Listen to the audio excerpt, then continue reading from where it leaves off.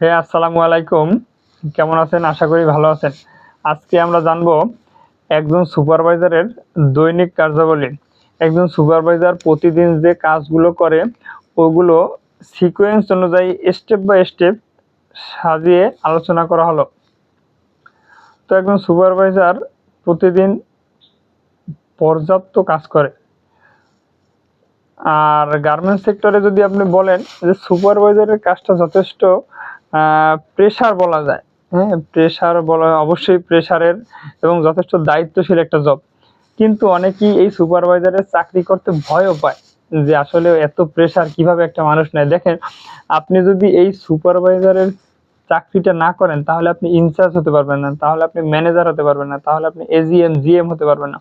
অবশ্যই আপনাকে সুপারভাইজার হয়ে ওই ধাপগুলান পরবর্তী ধাপে যেতে হবে। হ্যাঁ, দুই একজন স্পেশাল থাকতে পারে, যেতে পারে, বাট অধিকাংশেরই 90% বা 95%-এরই আপনার এই সুপারভাইজারের ধাপটা পেরোয় যেতে হবে বা সুপারভাইজারের চাকরি করে যেতে হবে। সুতরাং অবশ্যই আপনাকে এই কাজটা যদি আপনি ওইভাবে অনেক কঠিন বা অনেক প্যারা অথবা অনেক চাপযুক্ত না নিয়ে আপনি যদি চ্যালেঞ্জ হিসাবে নেন যে আমার পরবর্তী ধাপে প্রমোশনের জন্য অবশ্যই আমাকে এই কাজটা করতে হবে এবং 1 বছরে আমি নতুন হিউজ জিনিস শিখবো যেটা আমার ইন ফিউচারে কাজে দেবে, তাহলে আর এই কাজগুলো আপনার কাছে কষ্টদায়ক মনে হবে না।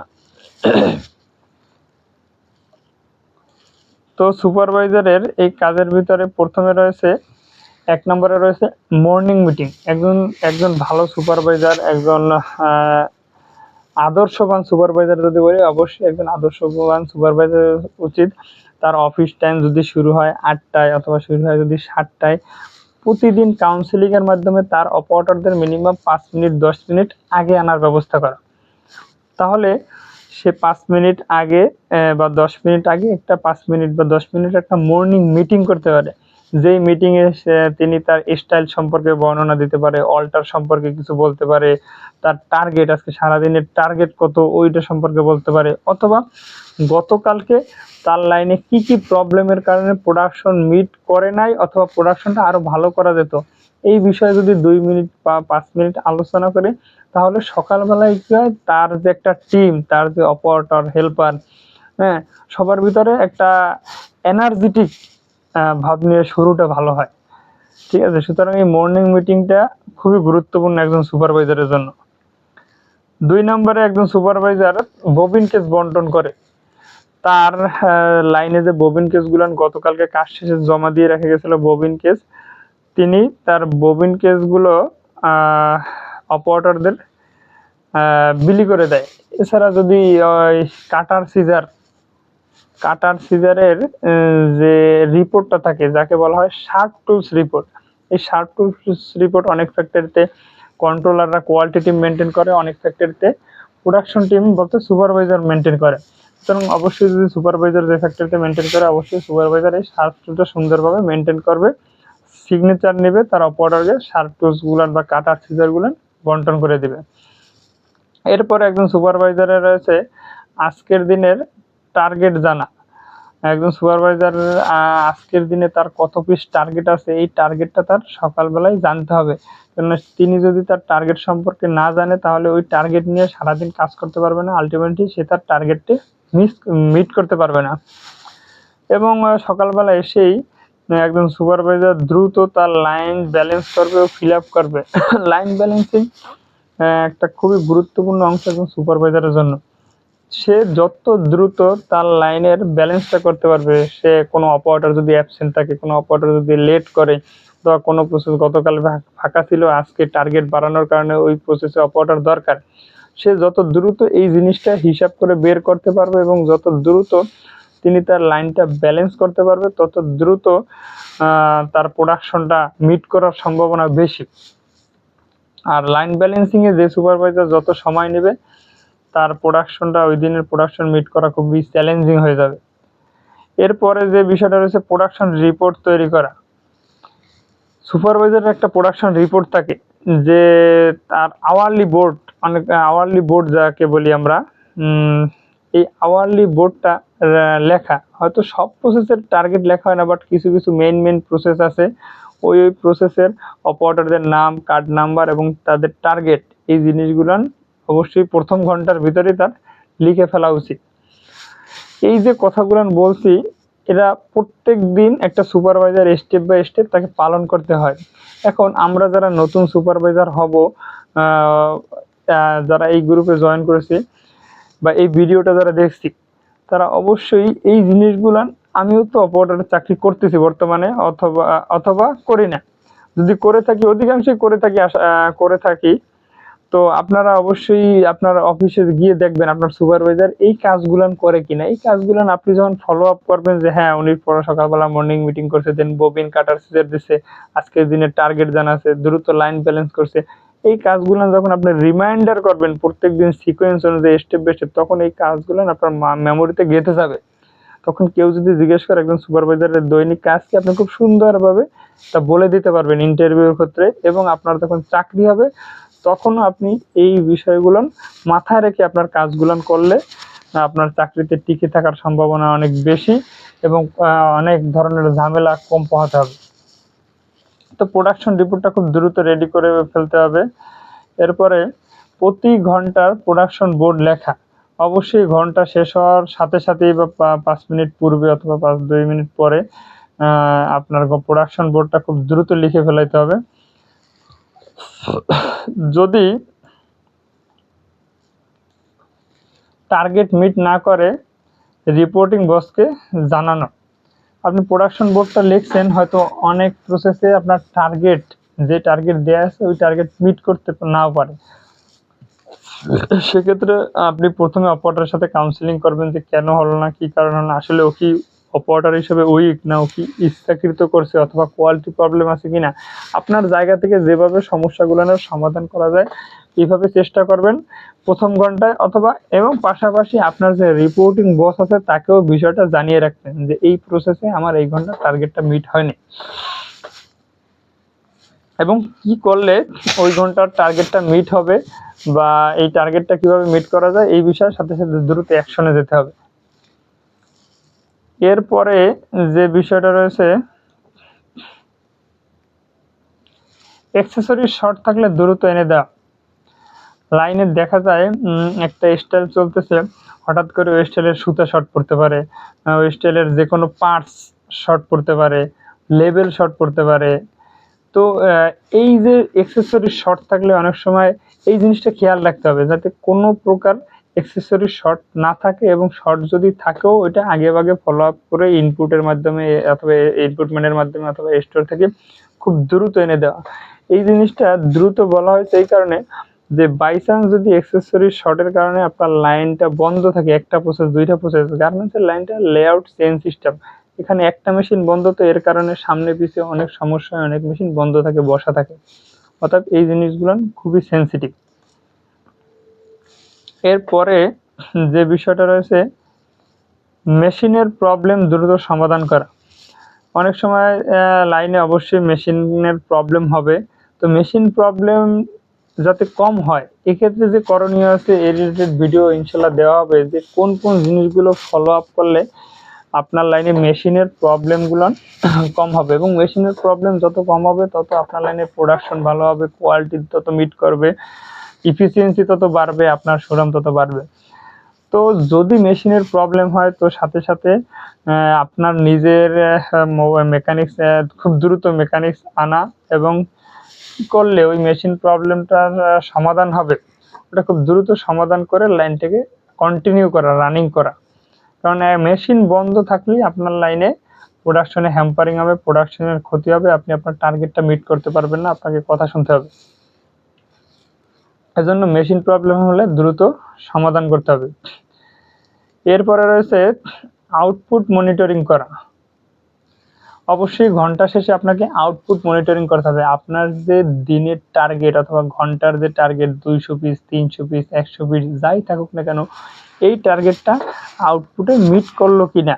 আপনি যে বোর্ড করলেন, বোর্ডে ঠিক আছে, আউটপুটে গিয়ে দেখলেন যে টার্গেট ঠিক নেই, শর্ট আছে অথবা বেশি আছে, অথবা অল্টার বেশি হচ্ছে আউটপুটে গিয়ে। সুতরাং আউটপুটটা প্রত্যেক ঘন্টা আপনাকে মনিটরিং করতে হবে যে আপনার যে টার্গেট ফিক্সড সেট করে দেওয়া হয়েছে এই টার্গেটটা প্রত্যেক ঘন্টায় মিট করতেছে কিনা। বা যদি মিট না করে কি কারণে মিট হচ্ছে না ওই বিষয়টা নিয়ে কাজ করা। এরপরে রয়েছে অল্টার রেকটিফাই করা।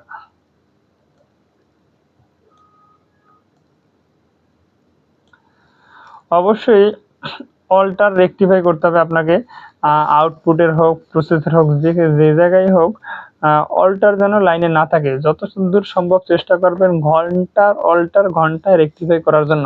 আপনার অল্টার যত দ্রুত রেকটিফাই করবেন তত আপনার প্রোডাকশনটা ভালো হবে, লাইনটা স্মুথ চলবে, লাইনে গ্যাদারিং কম হবে। লাইনে প্রোডাকশন কম হওয়ার পিছনে অনেকগুলো কারণ আছে, তার ভিতরে একটা কারণ হলো গ্যাদারিং বেশি হওয়া অথবা এবং অল্টার বেশি হওয়া। সুতরাং অল্টার যাতে বেশি না হয় এই বিষয়টা সবসময় মাথায় রাখতে হবে। ঘন্টায় রেকটিফাই করতে হবে।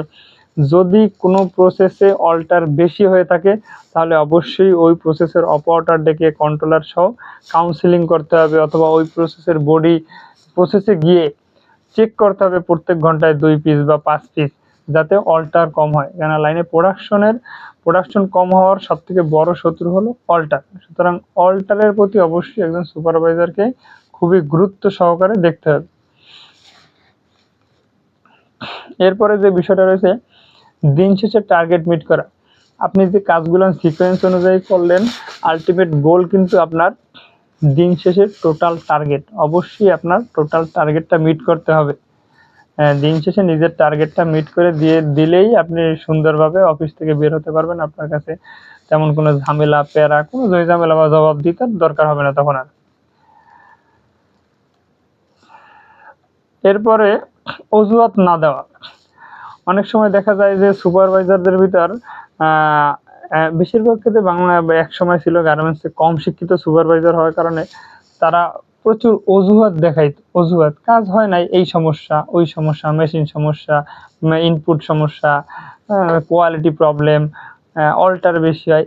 এই যে অজুহাতগুলো দেখেন, গার্মেন্টসে মালিক পক্ষ বলেন, ম্যানেজমেন্ট লেভেল বলেন, যেই বলেন না কেন, কেউই আপনাকে আমাকে নিয়োগ দেয়নি যে অজুহাত শোনার জন্য যে এই সমস্যার কারণে প্রোডাকশন। ওখানে আপনাকে বা আমাকে নিয়োগ দেওয়া হয়েছে তাদের টার্গেটটা মিট করে দেওয়ার জন্য। আর মিট করার জন্য যে টেকনিক, যে স্কিল, যে সিস্টেম দরকার, ওই সিস্টেমগুলো আমাদেরই ডেভেলপ করতে হবে, আমাকেই উন্নত করতে হবে। সুতরাং যদি কোনো কারণে আপনি আপনার টার্গেটটা মিট করতে না পারেন, তার এক্স্যাক্ট কারণ আপনার লিখে রাখতে হবে এবং ওই কারণটি আপনার যে রিপোর্টিং বস আছে বা স্যার আছে তাদেরকে জানানো, স্যার এই কারণে আসলে আমি আজকে টার্গেটটা মিট করতে পারিনি বা কম হয়েছে, ইনশাল্লাহ আগামীকালকে আমি আমার টার্গেটের সাথে সাথে এই টার্গেটটা মিট করে দেওয়ার চেষ্টা করব। এই ধরনের দায়িত্ব রেসপন্সিবল সুপারভাইজার কোম্পানি চায়, মালিক পক্ষ চায়, আপনার রিপোর্টিং বস চায়। কেউই একজন অজুহাত দেওয়া সুপারভাইজার পছন্দ করে না। সুতরাং অজুহাত দেওয়ার মেন্টালিটি যেন আমাদের মধ্যে না থাকে, তাহলে কখনোই আপনার ক্যারিয়ার তো ডেভেলপ হবেই না, বরং আপনি যেখানে আছেন সেখানেও আপনি ভালোভাবে চাকরি করতে পারবেন না। আপনার ভিতরে নানান মানসিক প্রেশার সৃষ্টি হবে। সর্বশেষ যে বিষয়টা, একজন সুপারভাইজার মানে একটা লাইনের লিডার। উনি একটা পুরো লাইন অনেক ফ্যাক্টরিতে একজন সুপারভাইজারকে লাইন লিডারও বলা হয়। সুতরাং তাকে অবশ্যই লাইনের ইনপুট থেকে আউটপুট পর্যন্ত প্রতিটা বিষয় ফলো আপে রাখতে হবে। যার ফলো আপের স্কিল যত বেশি, যে আমার লাইনে কত পিস ইনপুট হইলো, কত পিস ইনপুট ঢুকলো এই ঘন্টায়, কত পিস আউটপুট হলো, অল্টার কত কম হলো, অল্টার কেন বেশি হলো, ফিনিশিংয়ে কত পিস বডি পাস হলো, ফিনিশিং থেকে অল্টার কত পিস আসলো, কোয়ালিটি মিট করতেছে কিনা, কোনো অ্যাক্সেসরি শর্ট আছে কিনা, এই যে জিনিসগুলো কি বলা হয় ফলো আপ করা। যেই সুপারভাইজারের এই ওভারঅল ফলো আপের দক্ষতা বেশি, ওই সুপারভাইজারের লাইন খুবই স্মুথ চলে এবং ওই সুপারভাইজার ওই ফ্লোরের বেস্ট সুপারভাইজার হয়। আপনারা যেহেতু চাকরি করেন, আপনারা খেয়াল করে দেখবেন যে আপনার লাইনের আপনারা ফ্লোরের ভিতরে যদি 5টা বা 10টা সুপারভাইজার থাকে, 1জন 2জন 3জন সুপারভাইজার থাকে, লাইনের বেস্ট সুপারভাইজার, ফ্লোরের বেস্ট সুপারভাইজার। কেন তারা বেস্ট? তাদের মধ্যে এই স্কিলগুলো আছে যে তাদের ফলো আপের স্কিলটা। দেখা যায় অনেক সুপারভাইজার আছে ইনপুটে গেছে তো আউটপুটের কোনো খোঁজ নাই, আউটপুটে গেছে তো ইনপুটের কোনো খোঁজ নাই, লাইনে অ্যাক্সেসরি শর্ট, পার্ট শর্ট আছে ও জানেই না, লাইনে অল্টার হইতেছে ওর কোনো মাথা ব্যথাই নাই এই বিষয় নিয়ে। তো এই সুপারভাইজারগুলো দিন শেষে কথা শুনবেই। আর যে এক্সেপশনাল যে 2-3 জন সুপারভাইজার আছে, ওদের A to Z ফলো আপের স্কিলটা এতটাই ভালো যে ওদের লাইনে প্রোডাকশন ভালো, কোয়ালিটি ভালো, লাইনের ইফিসিয়েন্সি ভালো, ওদের কথা শুনতে কম হয়। সুতরাং এই ফলো আপ স্কিলটা ফলো আর লেখা আছে, বানানটা ভুল আছে। তো এই ফলো আপ স্কিলটা একজন সুপারভাইজারের জন্য খুবই গুরুত্বপূর্ণ একটা স্কিল। আশা করছি আপনারা বুঝতে পারছেন যে একজন সুপারভাইজারের দৈনিক কি কি কাজ করতে হয়। এর বাইরেও টুকিটাকি আরও অনেক কাজ করতে হয়, তবে এই কাজগুলো বেসিক কাজ, এগুলো করতেই হবে। সুতরাং এই কাজগুলোই যদি আপনারা চাকরিরত অবস্থায় ফলো করেন, যে আপনার লাইনের সুপারভাইজার, আপনার লাইনের ইনচার্জ এই কাজগুলো করতেছে, আমারও যখন সুপারভাইজার হবে এই কাজগুলো আমি যত সাজিয়ে গুছিয়ে সুন্দরভাবে করতে পারবো, ততই আমার চাকরি হওয়ার সম্ভাবনা বেশি এবং চাকরিতে টিকিয়ে থাকার সম্ভাবনা খুব বেশি। দেখেন বর্তমান পৃথিবী খুবই চ্যালেঞ্জিং পৃথিবী, এবং বর্তমান জবটাও খুব চ্যালেঞ্জিং জব, আপনি যে জবই করেন না কেন। সুতরাং অবশ্যই আপনাকে চ্যালেঞ্জ নিয়ে থাকতে হবে, সবসময় নিজের কাজকে এনজয় করতে হবে, উপভোগ করতে হবে। আর এই যে বেসিক জিনিসগুলো বা ফলো আপ স্কিল, অজুহাত না দেওয়ার মতো অ্যাটিটিউড, মর্নিং মিটিং করা, এই অ্যাটিটিউডগুলো যদি আপনি তৈরি করতে পারেন, তাহলে আপনি খুব ভালো একজন লিডার, ভালো একজন সুপারভাইজার হিসাবে আপনাকে প্রতিষ্ঠিত করতে পারবেন। পাশাপাশি আপনার ক্যারিয়ারেও আরও ডেভেলপ হবে ইনশাআল্লাহ। ধন্যবাদ। আসসালামু আলাইকুম।